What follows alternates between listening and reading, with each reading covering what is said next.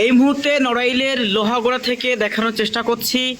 আপনারা ইতিমধ্যে কিন্তু দেখে ফেলেছেন নড়াইলের যে সদর উপজেলা এবং কালিয়া উপজেলা রয়েছে, সেখানে কিন্তু বেশ কিছুক্ষণ ধরে প্রায় আধা ঘন্টার মতো ঝড় বৃষ্টি কিন্তু হচ্ছে এবং তার পরবর্তী সময় কিন্তু এখন আমি দেখতে পাচ্ছি নড়াইলের যে লোহাগড়া রয়েছে, লোহাগড়ায়ও কিন্তু ঝিরঝির করে বৃষ্টি শুরু হয়েছে এবং বৃষ্টির সাথে তীব্র ঝড়ো হাওয়া এবং দেখতে পাচ্ছি আকাশের মেঘের অবস্থাও খুবই ভয়াবহ। আপনারা আসলে যেটা এই মুহূর্তে দেখতে পাচ্ছেন তা মনে হচ্ছে কালিয়া নড়াইল এবং এই যে লোহাগড়ার এখনকার চিত্র দেখে মনে হচ্ছে নড়াইলের কালিয়ার পর এবার সদর উপজেলার পর এবার কিন্তু আসলে লোহাগড়ায়ও কিন্তু মুষলধারে বৃষ্টি এবং যে ঝড়ো হাওয়া সেটা কিন্তু আসলে হবে।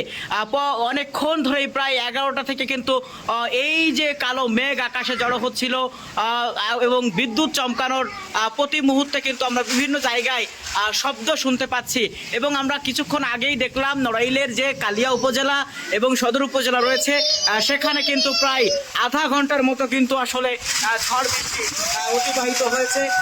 দেখতে পাচ্ছেন যে বাতাসের ঠিক কতটা ক্ষিপ্রতা এবং কতটা গতি এই মুহূর্তে কিন্তু আমি আপনাদের সেটা দেখানোর চেষ্টা করছি। আর এবং এমন আবহাওয়া দেখে মনে হচ্ছে কিছুক্ষণের মধ্যেই কিন্তু এখানেও নড়াইলের লোহাগড়ার যে এলাকাগুলো রয়েছে সেখানেও কিন্তু মূলত মুষলধারে বৃষ্টি নামবে এবং ঝড়ো হওয়া হবে। আজকে এই বৃষ্টির প্রথমে যে মেঘ দেখেছিলাম তখন কিন্তু বাতাস কোনো কিছু ছিল না, মনে হয়েছিল বৃষ্টি ঈদের আগে এই যে আজকের এই বৃষ্টিটি হতে পারে স্বস্তির। তবে আমরা দেখলাম যে যতই বেলা গড়িয়েছে ততই কিন্তু আসলে মেঘের যে ঘন ঘটা সেটা বেড়েছে।